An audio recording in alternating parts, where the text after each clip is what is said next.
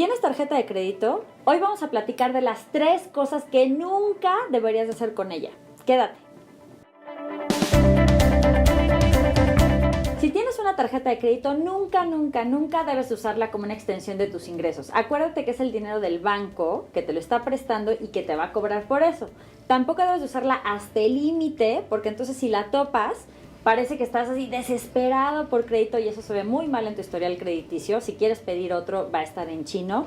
Y tampoco la tiborres de meses sin intereses. Acuérdate que esos 200, 300, 50, 150 pesitos se van sumando y al rato se pueden convertir en una renta. Si tienes una tarjeta de crédito, nunca, pero nunca de los nunca, la prestes. No importa que sea tu amorcito corazón, tu familia, tus hermanos, cada quien debe tener su propia tarjeta de crédito, porque muchas veces pasa que te dicen, ay, préstamela para hacer esta compra, y a la hora de la hora te dejan con el deudón. A veces no es por mala onda, simplemente perdieron la chamba o no habían calculado exactamente cuánto tenían que pagar.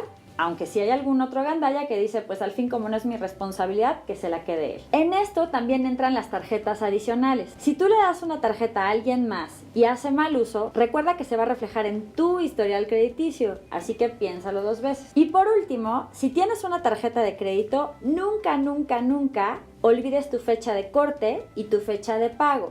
Si se te olvida la fecha de pago, te van a cargar intereses.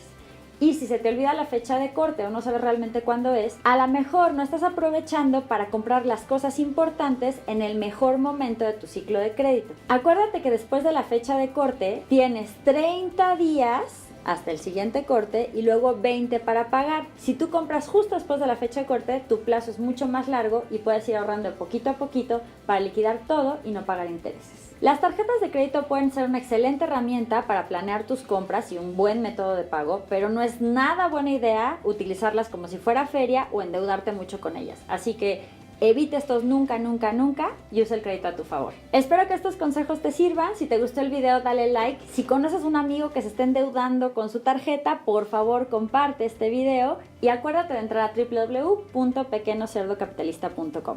Yo soy Sofía Macías, autora de Pequeño Cerdo Capitalista, y te veo aquí la próxima semana.